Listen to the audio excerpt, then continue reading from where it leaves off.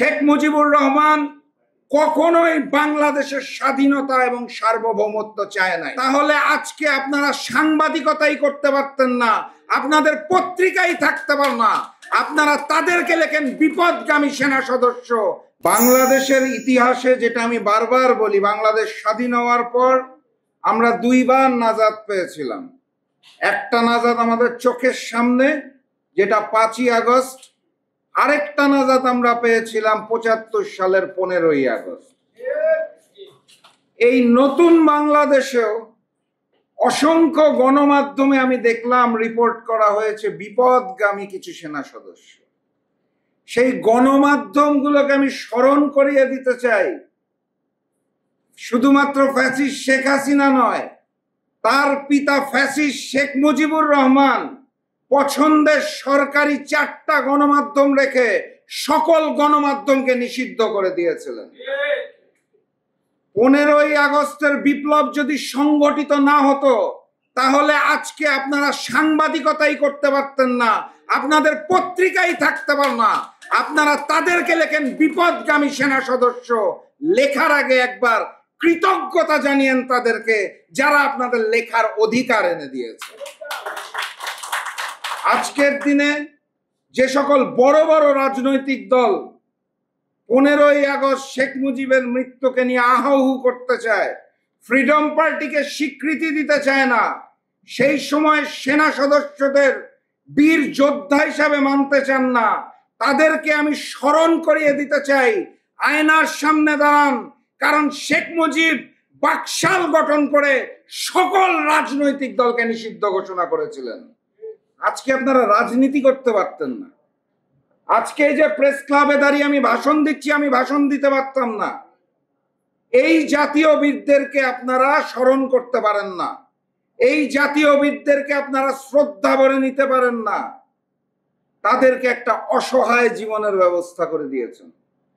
75 পরবর্তী সময়ে আমরা দীর্ঘ সময় ধরে বিভিন্ন ধরনের জাতীয় নেতা সৃষ্টি করেছি, কিন্তু এই নেতাগুলো, এই রাজনৈতিক দলগুলো, এই কার্যক্রমগুলো আমাদের বাক স্বাধীনতা, আমাদের স্বাধীনতা, সার্বভৌমত্ব কোনো কিছুই থাকতো না যদি আমরা 1975 সালের 15ই আগস্ট এই নাজাতটা না পেতাম, শেখ মুজিবের হাত থেকে, তার দুঃশাসন এবং অপশাসনের হাত থেকে যদি মুক্তি না পেতাম। এটা আমরা স্মরণ করি না, এটা আমরা স্মরণ করতে চাই না। আমরা সুশীল সাজার চেষ্টা করি। আমাদের চোখের সামনে নতুন জেনারেশন যারা শেখ হাসিনার ফ্যাসিজম এবং স্বৈরতন্ত্র দেখছেন, তাদের আমি স্মরণ করিয়ে দিতে চাই, শেখ মুজিবুর রহমান শেখ হাসিনার তুলনায় কোনো অংশে কম ছিলেন না, বরং বহু অংশে বেশি ছিলেন। আপনারা আজকে আয়না ঘর নিয়ে আলোচনা করেন, আজকের প্রধান অতিথি আরো সুন্দর করে বলতে পারবেন। আমরা আয়না ঘরকে এক্সাম্পল হিসেবে নেই, আমরা রক্ষী বাহিনীর কথা ভুলে গেছি, আমরা সেই সময়ের গুমের কথা ভুলে গেছি।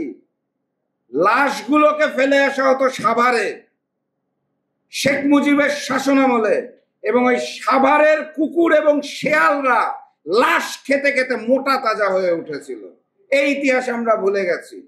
আমরা শেখ হাসিনার গুম খুনের কথা বলি, আমরা রক্ষী বাহিনীর, মুজিব বাহিনীর, শেখ মনি বাহিনীর, শেখ কামাল বাহিনীর গুম খুন হত্যার কথা ভুলে গেছি। আমরা ভুলে গেছি সেই সময়ের ব্যাংক ডাকাতির কথা, আমরা ভুলে গেছি সেই দুঃশাসনের কথা।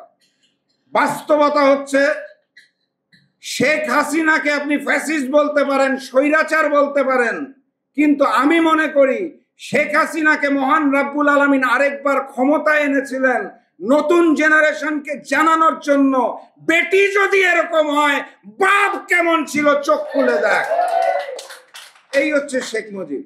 শেখ মুজিবুর রহমানকে গ্লোরিফাই করার চেষ্টা করে লাভ নাই। বাস্তবতা হচ্ছে শেখ মুজিবুর রহমান 74-এর দুর্ভিক্ষের সময় যখন রাজপথে মানুষ নিঃশেষ হয়ে যাচ্ছিল, না খেতে পেরে মারা যাচ্ছিল কঙ্কালসার শরীর নিয়ে, উনি ওই সময় ওনার পারিবারিক বিবাহ অনুষ্ঠান আয়োজন করতেন সোনার মুকুট মাথায় দিয়ে। এই ইতিহাস আমরা ভুলে গেছি। আমরা ভুলে গেছি 74-এর দুর্ভিক্ষের সময় মানুষ যখন না খেতে পেরে মারা যাচ্ছিল, তখন শেখ মুজিবুর রহমান তার বাসার মধ্যে 55 পাউন্ডের কেক কেটেছিল ওনার জন্মদিন উপলক্ষে। এটা হচ্ছে শেখ মুজিবুর রহমানের চরিত্র। তাকে গ্লোরিফাই করার চেষ্টা করে কোনো লাভ নাই। শেখ মুজিবুর রহমান কখনোই বাংলাদেশের স্বাধীনতা এবং সার্বভৌমত্ব চায় নাই। 7ই মার্চের ভাষণ দিয়ে তারা আপনারা মুজিবকে গ্লোরিফাই করতে পারেন, কিন্তু বাস্তবতা হচ্ছে উনি বাংলাদেশ চায় নাই, উনি 2 পাকিস্তানের প্রধানমন্ত্রী হতে চেয়েছিলেন। সেটা যখন হতে পারেন নাই, তখন দেশ স্বাধীন হওয়ার পর উনি পাকিস্তান থেকে লন্ডন হয়ে বাংলাদেশে প্রথম আসেন নাই। ওনার প্লেন লন্ডন থেকে প্রথম নেমেছিল হিন্দুস্তানে।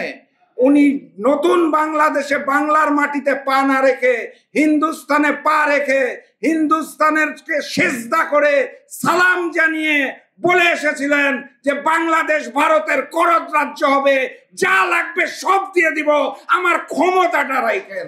এই হচ্ছে শেখ মুজিব। সেই শেখ মুজিবকে গ্লোরিফাই করে আপনারা মহান বানানোর চেষ্টা করে কোনো লাভ নাই। আমি আজকের দিনটাতে